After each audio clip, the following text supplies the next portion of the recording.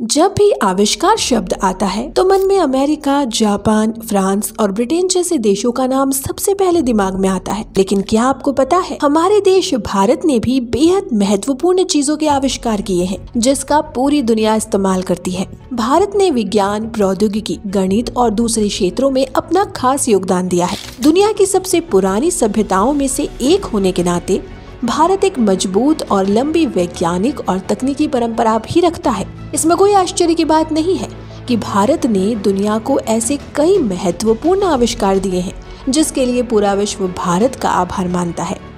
आज हम यहाँ आपको भारत की 10 ऐसी खोज के बारे में बताने वाले हैं जिसके बिना आज की दुनिया की कल्पना नहीं की जा सकती है। नमस्कार, स्वागत है आपका हमारे चैनल सेरेब्रल सर्कल पर। चलिए शुरू करते हैं शून्य से। गणित के इतिहास में सबसे बड़ा और महत्वपूर्ण योगदान है शून्य का। इसके बिना ना कोई बाइनरी सिस्टम होता और ना ही कोई कंप्यूटर।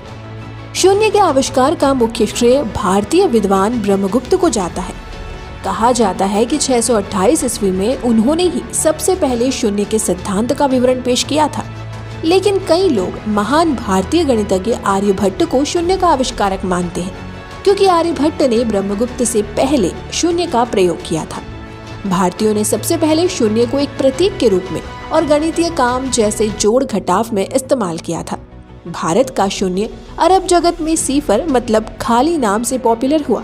फिर लैटिन, इटालियन, फ्रेंच से होते हुए इसे अंग्रेजी में जीरो कहा गया। अगला है आयुर्वेद। दुनिया को दवाओं की पहली समझ भारतीयों ने ही दी।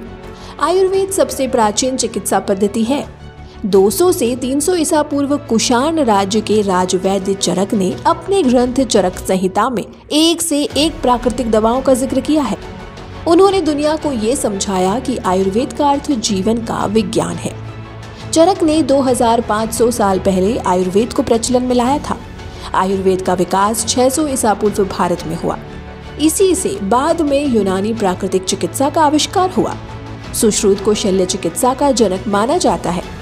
लगभग 2600 साल पहले सुश्रुत और उनके सहयोगियों ने मोतियाबिंद, कृत्रिम अंगों को लगाना, शल्य क्रिया के जरिए प्रसव, अस्थि भंग जोड़ना, पथरी, प्लास्टिक सर्जरी और दिमाग के सर्जिकल प्रोसीजर्स की। आयुर्वेद भारत ही नहीं दुनिया भर में 5000 सालों से चला रहा है। चिकित्सा की ये प्राचीन प्रणाली 21वीं सदी में भी कायम है।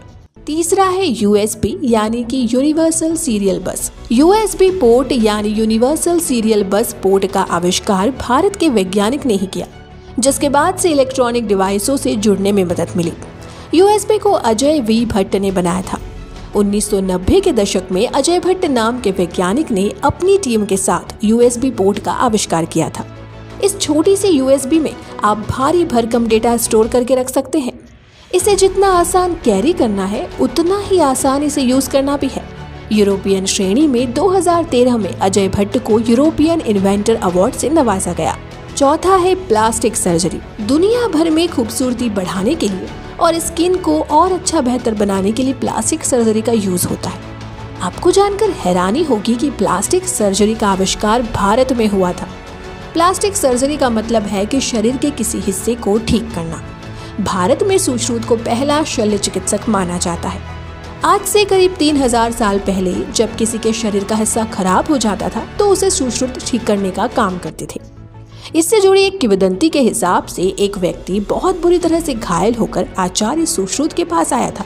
उसकी नाक पूरी तरह से फट चुकी थी, जिसके बाद आचार्य सुश्रुत ने प्लास्टिक सर्जरी की थी। इसके बाद जोसेफ कॉन्स्टेंटाइन कार्पियो ने प्लास्टिक सर्जरी को जानने के लिए भारत में 20 साल बिताए। अगली है बटन। आपको जानकर हैरानी होगी कि बटन का आविष्कार भी भारत ने ही किया है। बटन का इस्तेमाल 2000 ईसा पूर्व में सिंधु घाटी सभ्यता में मिलता है। मोहनजोदड़ो की खुदाई में इसके सबूत भी देखने को मिले। हजारों साल पहले इन्हें सीपियों से बनाया गया था और उनमें छोटे छोटे छेद करके ज्यामितीय आकृतियां बनाई गई थी। पहले इनका इस्तेमाल सजावट के लिए किया जाता था, लेकिन धीरे धीरे लोगों ने इनका इस्तेमाल कपड़ों को बांधने के लिए करना शुरू कर दिया। इतिहासकारों का मानना है कि इसका प्रयोग 2000 ईसा पूर्व में किया गया होगा। हड़प्पावासी आभूषण के तौर पर इसका इस्तेमाल करते होंगे। ये तब गोल नहीं बल्कि ज्यामितीय आकार के होते थे। छठवां है शतरंज। शतरंज यानी कि चेस भारतीय इतिहास के सबसे पुराने खेलों में से एक है। फारसी लोगों ने इसे चेस नाम दिया। प्राचीन इतिहास में इस खेल को अष्टपद के नाम से भी जाना जाता था। शतरंज का इतिहास तकरीबन 1500 साल पुराना माना गया है। 6ठी शताब्दी के दौरान उत्तर भारत में इसकी शुरुआत हुई थी। 1886 में पहली बार विश्व शतरंज चैंपियनशिप आयोजित की गई। उसके बाद ये खेल धीरे धीरे पूरी दुनिया में फैल गया। कहा जाता है कि शतरंज का आधुनिक रूप यूरोप में 15वीं शताब्दी के दौरान बना। इस खेल की शुरुआत गुप्त वंश के दौरान 6ठी शताब्दी के मध्य में भारत में हुई थी, जिसे चतुरंग नाम से जाना जाता था। लेकिन दुनिया के अधिकतर इतिहासकार इस खेल को चीन से आया हुआ मानते हैं। उनका मानना है कि फारसियों ने इस खेल का आविष्कार किया था। 7वां आविष्कार है वायरलेस कम्युनिकेशन। इस आविष्कार ने पूरी दुनिया के बातचीत का तरीका बदल दिया। इतिहासकार गुग्लिमो मार्कोनी को वायरलेस रेडियो संचार का आविष्कार करने का क्रेडिट देते हैं। लेकिन सर जगदीश चंद्र बोस वो पहले व्यक्ति थे जिन्होंने साल 1895 में सार्वजनिक रूप से कम्युनिकेशन के लिए रेडियो तरंगों के इस्तेमाल का प्रदर्शन किया था। इसके ठीक 2 साल पहले मार्कोनी ने इंग्लैंड में इसी तरह का डेमो दिया था। सर जगदीश चंद्र बोस ने वायरलेस संचार तकनीक का आविष्कार किया, जो लोगों को इलेक्ट्रिकल कंडक्टर, तार या केबल की जरूरत के बिना ही दूरी होते हुए भी तेजी से कम्युनिकेशन करने और जानकारी देने में कुशल बनाता है। अगला आविष्कार है शैम्पू। बालों को साफ करने के लिए इस्तेमाल होने वाले शैम्पू का आविष्कार भी भारत की देन है। 15वीं शताब्दी में भारत में प्राकृतिक तेल, आंवला और अन्य जड़ी बूटी को मिलाकर शैम्पू तैयार किया गया था। हालांकि उस वक्त शैम्पू शब्द का इस्तेमाल नहीं किया गया होगा। बताया जाता है कि शैम्पू शब्द चंपो से निकला है, जिसका मतलब मालिश है। बाद में ब्रिटिश व्यापारी यूरोप में शैम्पू को लेकर गए। हालांकि यूरोप की आम जनता तक शैम्पू को पहुंचने में एक लंबा अरसा लग गया। शायद यही वजह है कि भारत में लंबे बालों का चलन शुरू से रहा। भारत में शैम्पू का आविष्कार साल 1762 के दौरान मुगल साम्राज्य के दौरान किया गया। इसे तब हेड मसाज के रूप में देखा जाता था और इसके लिए तेल और हर्ब्स को यूज किया जाता था।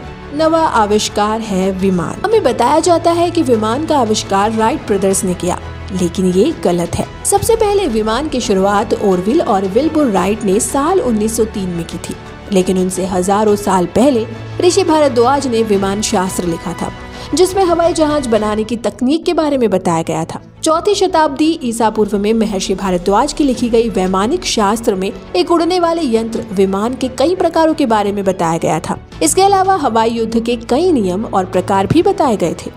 बताया जाता है कि गोधा एक ऐसा विमान था जो गायब हो सकता था। प्रलय एक तरह की बिजली ऊर्जा का शस्त्र था जिससे भयंकर तबाही मच सकती थी। इसके अलावा एक और विमान था जलद्रूप, जो अपने नाम के मुताबिक बादल की तरह दिखता था। और अंतिम आविष्कार है फाइबर ऑप्टिक्स। इंटरनेट पर आप जो कुछ भी देख, समझ या खरीद पा रहे हैं, ये सब फाइबर ऑप्टिक्स के कारण ही मुमकिन हो सका है। फाइबर ऑप्टिक्स कांच या किसी पारदर्शी सॉलिड के लचीले टुकड़े होते हैं जो सिर के बाल जितने पतले होते हैं। शरीर की अंदरूनी जांच में भी फाइबर ऑप्टिक्स बहुत काम आता है। पंजाब के नरेंद्र कपानी को फाइबर ऑप्टिक्स का जनक कहा जाता है। 1955 से 1965 के बीच फिजिसिस्ट कपानी ने ऐसे कई तकनीकी पेपर तैयार किए जिन्हें दुनिया के खास जर्नल में जगह मिली। 1960 में साइंटिफिक अमेरिकन में छपे उनके एक पेपर ने फाइबर ऑप्टिक्स नाम रखने में मदद की। तो दोस्तों, भारत में हुए इन आविष्कारों का फायदा देश के साथ पूरे विश्व को भी मिला है। इनकी जरूरत आज भी अलग अलग क्षेत्रों में देखी जा सकती है। वैज्ञानिक, सांस्कृतिक और तकनीकी रूप से भारत का योगदान महत्वपूर्ण है, जिसने दुनिया को एक नई दिशा दी है। आज के लिए बस इतना ही। मिलते हैं आपसे एक और नई रोचक वीडियो के साथ। तब तक के लिए धन्यवाद।